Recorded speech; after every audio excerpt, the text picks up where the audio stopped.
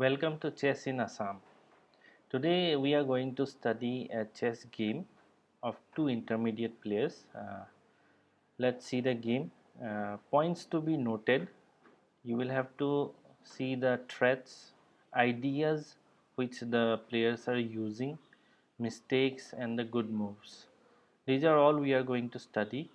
I'm not going to make this game very complicated with lots and lots of variations, very deep calculation, as I want my beginners and intermediate players to understand in a very easy and basic way how to play the good moves, how to think about the good moves. Let's see the game.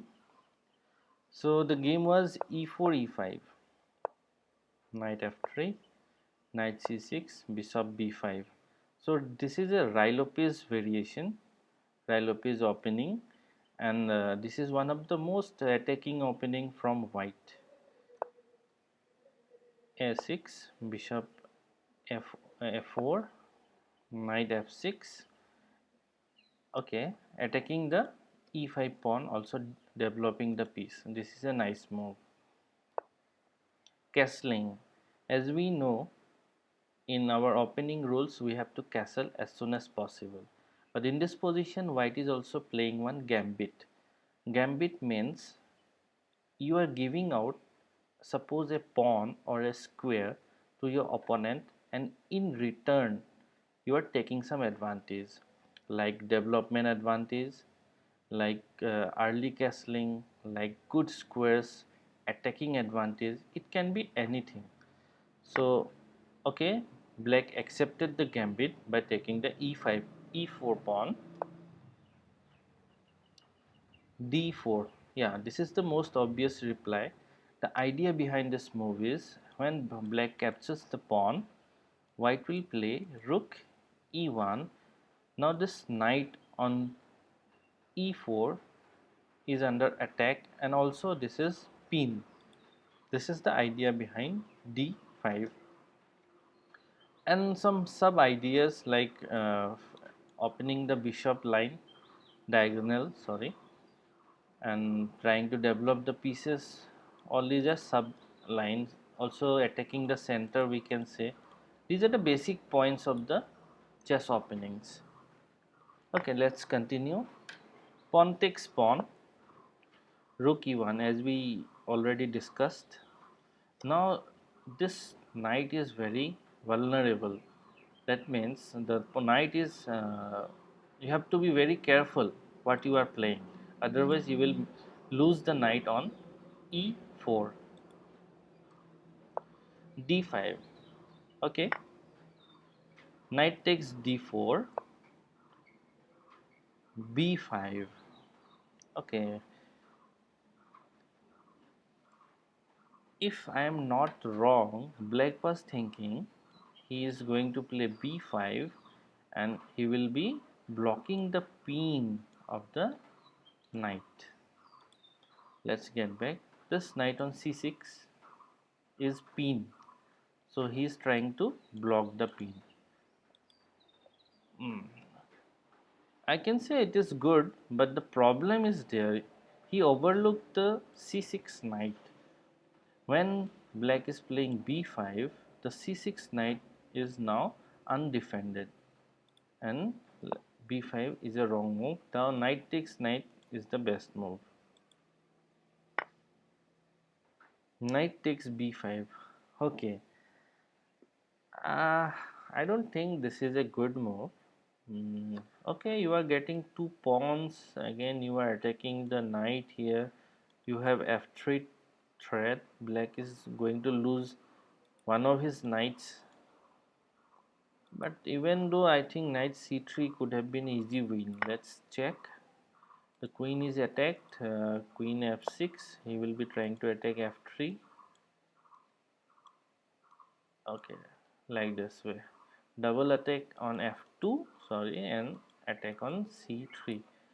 We will play f3 here, defending the f2, also putting pressure on e4 knight. He will be capturing the knight. I captured the knight. Okay, in this position we have one more option, that is bishop b3, but pawn takes knight is better because we have a slight tactical line here. If black captures the bishop, we simply capture the pawn and we give discover check to the king, also attacking the queen. So the queen will be lost. So this could have been a nice winning position for white. So my suggestion is, in this position simply take the c6 knight. So he captured the b5 pawn, maybe he has something very nice, but I can't see anything. Pawn takes, bishop takes, okay, bishop d7. Okay, that means black was not doing some homework here. He was not calculating, he was not thinking properly. He is just looking at one move calculation, which is very dangerous. You have to be ready for opponent's move also. It's not like you are playing this and let's see whatever my opponent play and I will play according to that. Chess doesn't work like that way. So black's thinking is very limited here and he is not calculating enough. So now see what is the problem of bishop d7. It's very simple. The d5 pawn, which was protected by the queen, is now unprotected. It's very simple. And if d5 pawns is gone, then the knight on e5, e4 and the knight on c6, all these pieces are very weak. Say queen takes pawn and the knight, this knight, I think black is completely lost over here. Nothing to analyze in this position. Okay, white played f3. See, both players are making mistakes. They are getting advantages, but they are not trying to focus on the game. They are just looking at what I am getting immediately. And this type of thinking is bad. You have to calculate at least 2, 3, 4 moves ahead. That means what happens after this move, what will be my opponent's choice, what were the candidate moves. The candidate moves are the choice of the moves which you are making immediately in a particular position, and that should be logical. Means as any move is not a candidate move, it should have some logical explanation. Okay, f3, bishop c5 check, king h1, castling. Now we are getting back the knight, pawn takes, knight c3. Okay, see now in this position all the pieces are not developed, but white has to develop the piece, also attacking the e4 pawn. So if we can compare both white and black in this position, black's almost, not almost, all the pieces are active and white pieces are not active. White is only having one plus point right now, and that is he has a target on e4. If white manages to capture the pawn, then we can have advantage in the endgame. So what happened next? e3. Okay, e3 is not advisable. I think black can play f5 here. Chalo, e3, bishop takes, yeah, that is obvious. Bishop d6, knight e4, trying to bring all the pieces towards black's king side. Bishop cross h2. Okay, what is the plan? What happens if I take the bishop? Okay, queen check. I play here, queen takes knight. So he is getting back his knight. Wait, okay, but he will again lose his bishop on d7. Okay, this is also an intermediate mistake. They don't think beyond what will happen after a certain move. For example, in this position, black's calculation was limited to queen cross e4. He was not thinking what will happen afterwards. So remember, do not stop your calculation. You have to always find what is the last option for your opponent. What can he play? Okay, so when you capture the knight, then white will simply capture the bishop on d7, which was unprotected, right? And now the black position is completely lost. If we can play the move, let me play the move so that you can understand it properly. Queen takes knight, this bishop is not protected, so we simply capture the bishop and a piece is up for white. So it is completely lost position, so black is not doing calculation properly. So let's see what happens. Knight here, yeah, bishop cross h7, queen h5. Okay, so as we have analyzed, king cross h2 was the best move, but as they are intermediate players, they are not thinking properly. White's calculation was also limited to queen takes e4. So this type of thinking is very dangerous, and it's very simple to improve. Just you have to think what will happen after the move which you have planned. Simple. Bishop e5, knight g5. Okay, trying to bring all the pieces. What happens if I capture the defending piece? See, by defending pins, I mean to say this bishop is here, defended by the knight, attacked by the queen. Also, the knight was attacked by the bishop. So, if I capture the defending piece, the bishop becomes unprotected. Okay, now black can play rook e8. Now, this knight will become weak. So, next move, black will capture the knight. Okay, this was good. This was nice. Bishop e5 is a good move. It will neutralize all the pieces on the board if white captures the c6 knight. Knight g5, h6, knight f7. Okay, what are the ideas? Let's see. He is going to capture the knight. Then what?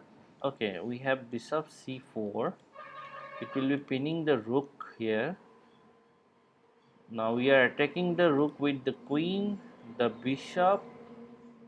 We can again bring the rook over here. We have three pieces to attack. So is there no defense? See, before giving sacrifice, you have to find out all the defense of black. So black's defense is, let me see.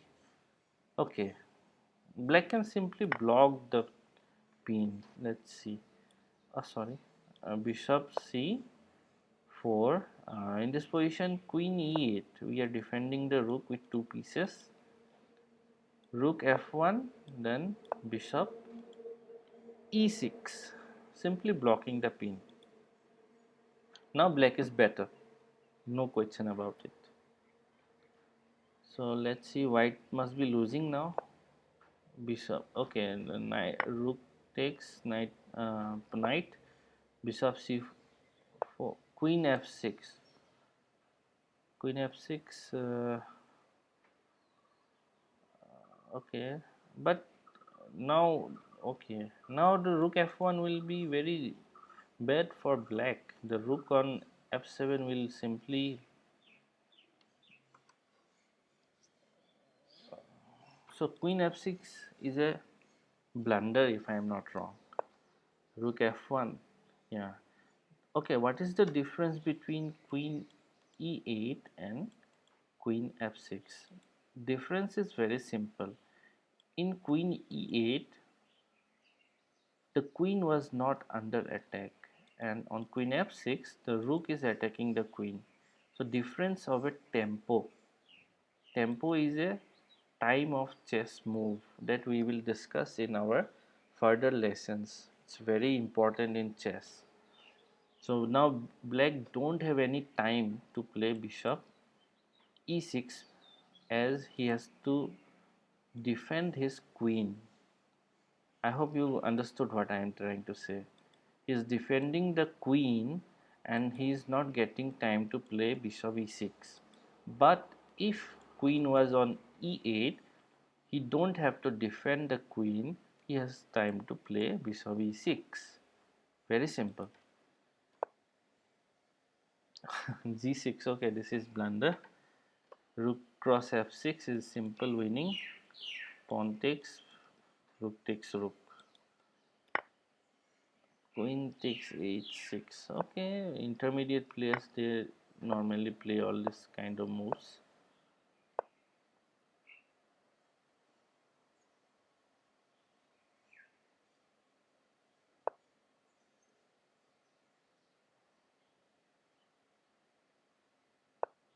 Okay,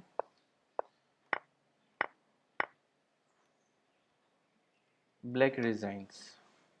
So it was a simple game. I was not making so complication in the variations. Simply we are looking about the lines, what was the mistake of white and what was the mistake of black. Simple ideas like defending pieces, like X-ray attack, discovered check, open file, pin, trying to attack on the king side, then gambit the e4, white gambited the e4 pawn.